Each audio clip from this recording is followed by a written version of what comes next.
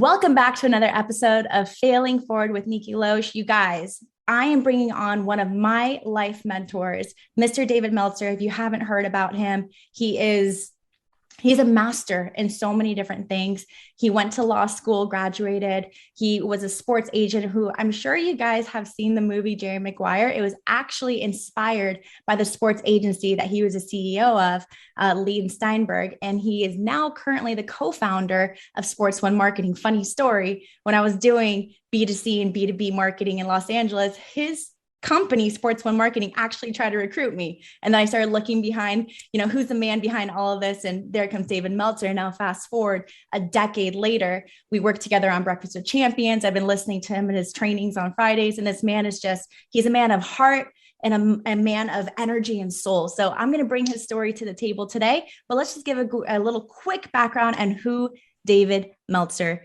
is. We already mentioned that he's a sports agent. His life's mission is currently to empower over 1 billion people to be happy.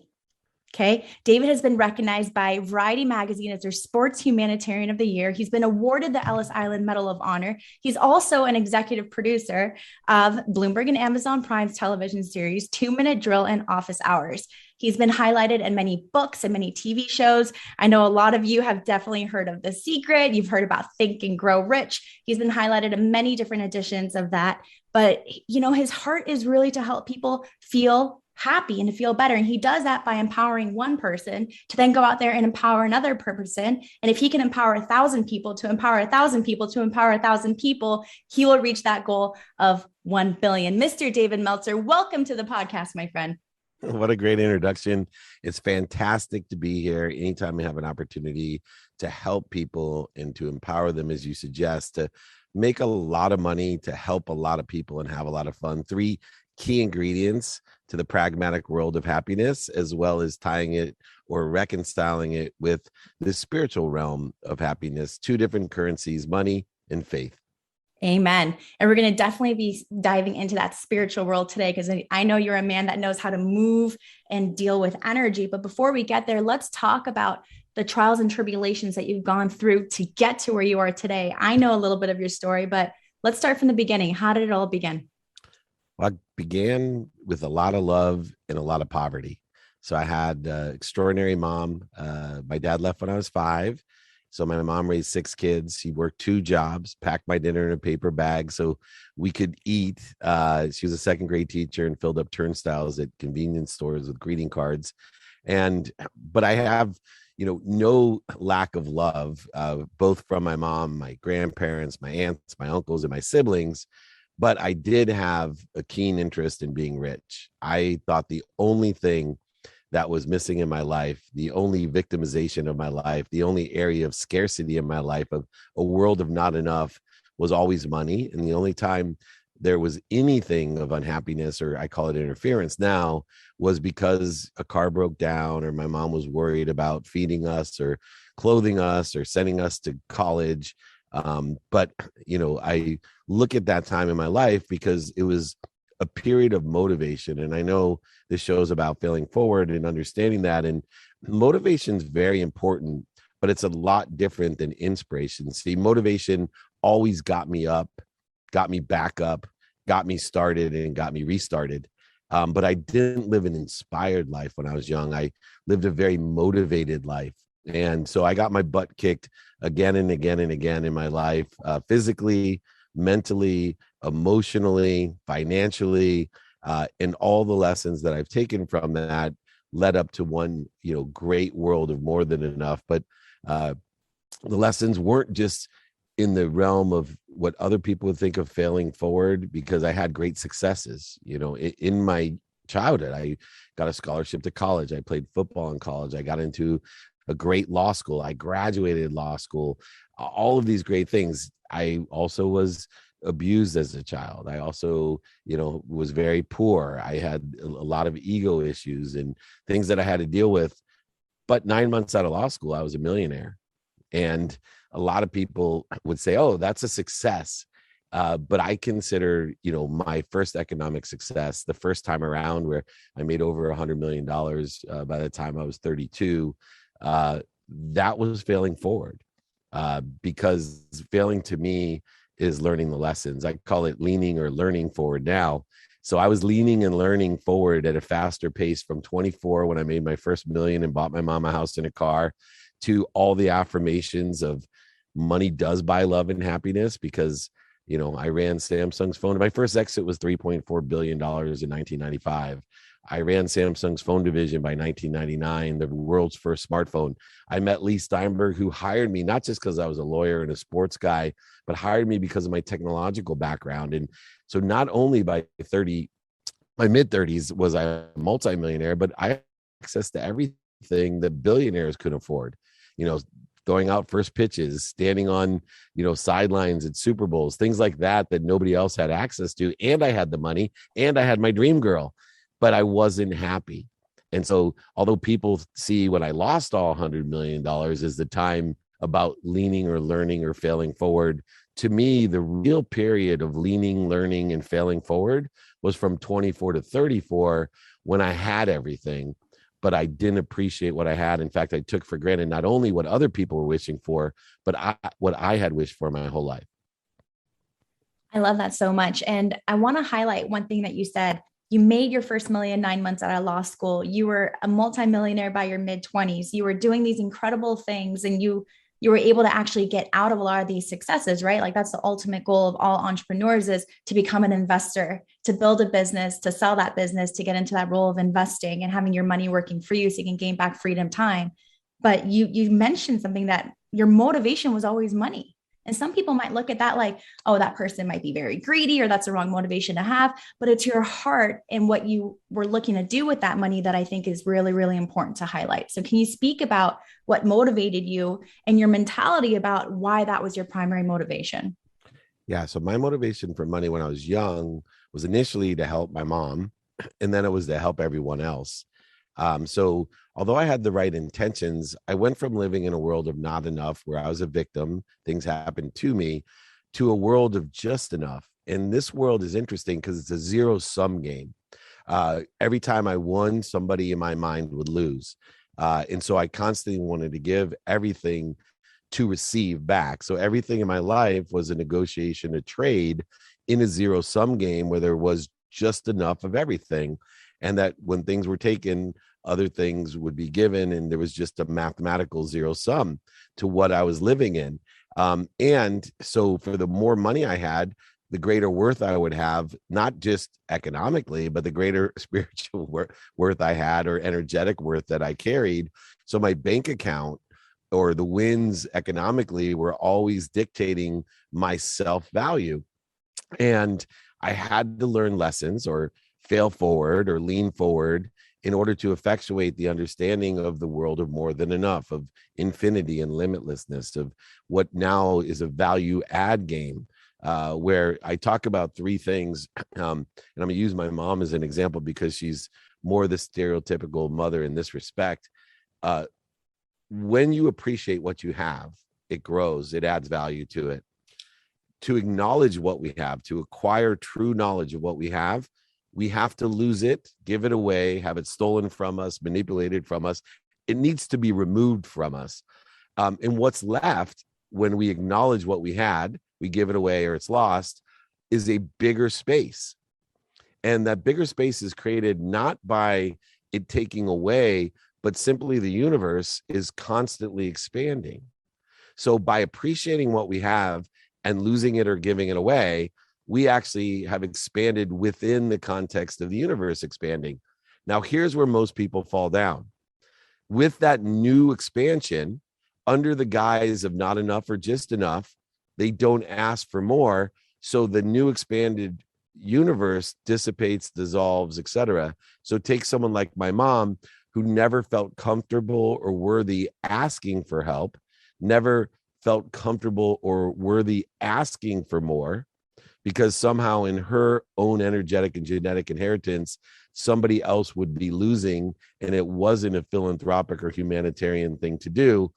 She ends up at 80 years old, and she's my hero, by the way, dissipating and dissolving and disappearing her health, her wealth, and the outcome is exactly as most people's outcome who put their attention and intention on what they don't want, what's missing or not enough, that put their attention and intention on the coincidences of scarcity, she ends up exactly where she didn't want to be, which is relying on other people for her health, her wealth, and still remains outside of the worthiness that she deserves.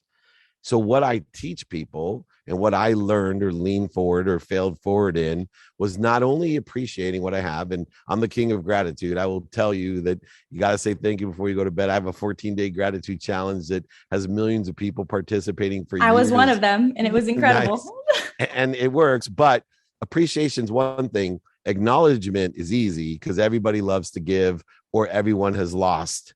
And so that's easy. But the thing that people are missing is this idea that we don't live in the world of not enough or just enough. We live in an abundant world of more than enough. Therefore, it is your duty, your responsibility. This is your absolute existence to ask for more. The greatest resource, and remember, source is the knowledge of there's something greater than you that loves you more than your mom loves you. And it knows everything and everyone. It's omniscient, all powerful, and all knowing. But you are not a resource unless you wish or ask for more. And I find it unbelievable that people don't ask and they end up manifesting or attracting or allowing what's missing, what they don't want, or what other people want for them out of good intentions of not asking for more themselves because they're living in a zero-sum game of not enough or just enough. I'm trying to empower people to utilize values and daily practices in order to effectuate a world of limitlessness and infinity, a world of more than enough.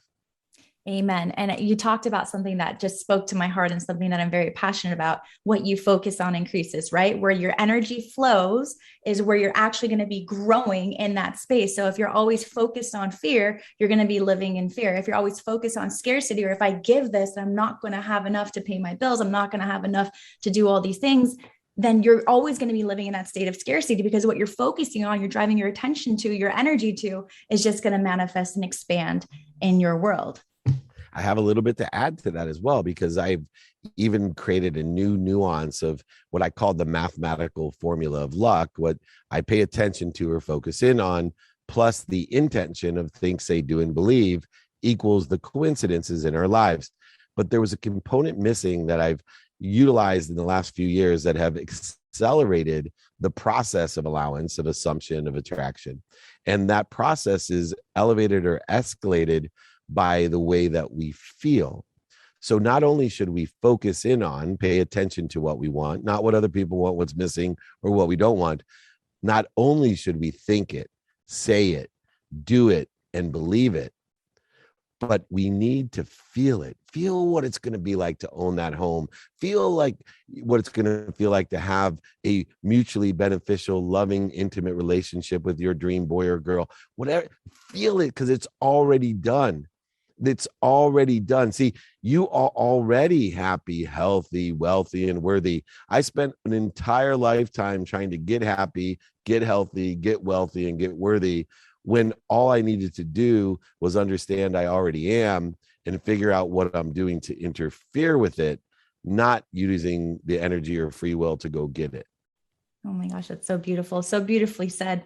I want to dive a little bit deeper into this whole quantum universe, because you are the master of quantum. You are the master of energy. And I know you are a big believer in gratitude and meditation, as I am. So I'm going to pass the mic over to you. How did you learn about this? Was it a book? Was it a person? How did you learn about it? And talk to me about how you are utilizing it in your life today to manifest greatness and abundance. Well, first of all, I think everybody learns about gratitude the same way, and everybody believes in gratitude. Gratitude, by the way, is the only common denominator of all happy people. Some happy people are poor, some are rich, some are tall, some are short, some are fat, some are skinny, some are white, some are black, some are rich, some are poor. But every single happy person has one common denominator: gratitude. It is impossible to be happy without gratitude. And we learn gratitude by the time we're 3. Somebody tells us you should say thank you. Thank you for everything, and appreciate everything. Add value to everything that is in your life, the people, the places, the things. And the interesting thing is my journey was never about learning gratitude. The interesting thing that I learn and I teach now is about coherence of gratitude. And coherence of gratitude is two things: the ability to remember and to do. And if we remember what we want to appreciate and to actually do it, appreciate it. Now, I talk from expertise. I study physics, quantum physics, and metaphysics. I am on the Transformational Leadership Council with the greatest thought leaders in the world. Everyone from Deepak Chopra to Jack Canfield to Bob Proctor to Jim Quick to Mary Morrissey, and the list will go on and on of the world thought leaders. And all of them, not one of them will tell you anything other than the purest value of gratitude. But yet, considering all of this, by tonight, that which takes 0.1 seconds to do and is absolutely free, by tonight, half of us won't say thank you because of coherence. By tomorrow morning, another half of us won't say thank you because of coherence. Within 3 days, most of us will stop saying thank you, even though it's free, even though it takes 0.1 seconds, even though every scientist, thought leader, religious, spiritual philosopher that has ever existed will tell you the power of appreciation and gratitude, the ability to find the light, the love, and the lessons, the ability to fail forward, as you suggest, via gratitude. Even I, who I find myself to be a master of gratitude, will forget at one time or another to be grateful. I will find the ego, the minutes and moments of the need to be right, offended, separate, inferior, superior, anxious, frustrated, and angry, resentful and guilty, forgetting the life that I've been given by the omniscient, all-powerful, all-knowing source, to have that light and to be able to liberate it, not with only within myself, but within others. I will forget to appreciate. I will take for granted the greatest gift that all of us share, appreciation and gratitude, and I will forget to do it.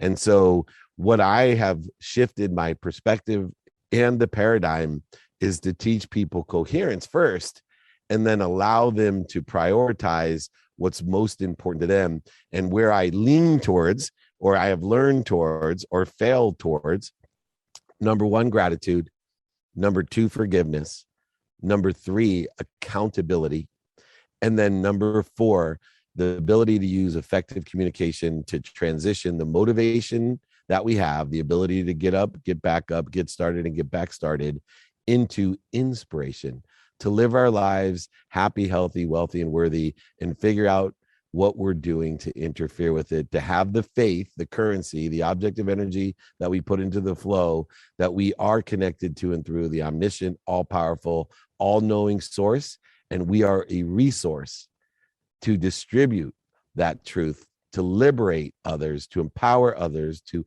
elevate others, and to celebrate others. This is what I do, the mission that I'm on, and the aspect of making a lot of money, helping a lot of people, and having a lot of fun just reminds, remembers, and recollects that money is a currency like faith, and it follows. It doesn't lead. I love that. And we're going to wrap it up with a key takeaway. Those of you that are listening, if you love this content, if you love this man's heart, his knowledge, there's so many ways that you can work with him. He has free trainings on Fridays. You can go ahead and actually apply for that. We're going to leave the link in the show notes for you below. You can also email him, david@dmeltzer.com, and you'll be able to apply and register for that as well. He has a text community, which I joined, and that's where I started the 14-day gratitude challenge.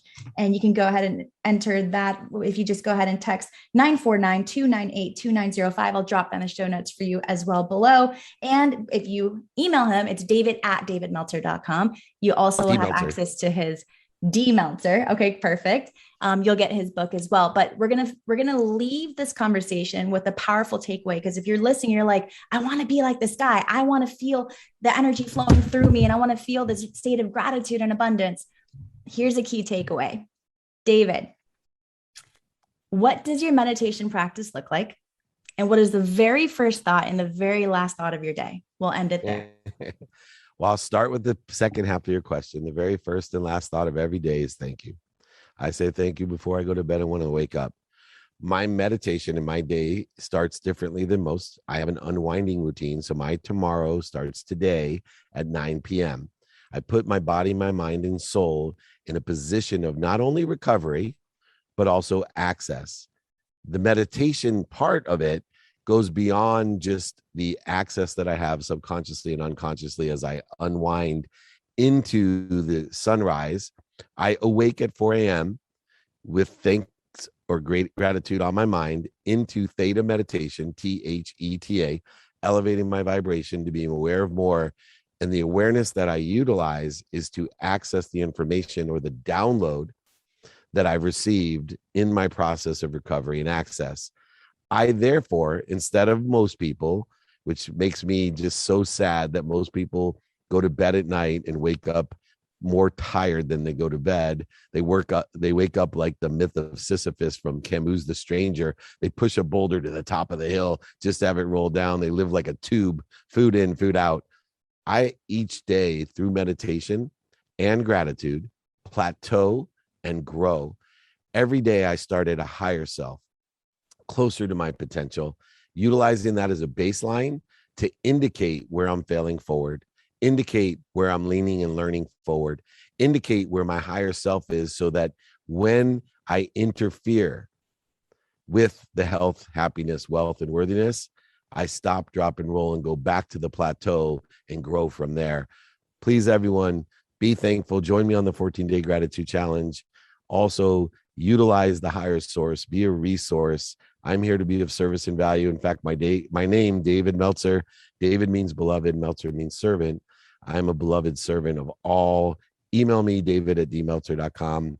Nikki, thank you so much. This has been so enjoyable. Let's do it again. David, thank you so much for your time. I know the listeners got so much out of it, and we just look forward to having you again as a guest. Everyone, take care, be blessed, and stay grateful.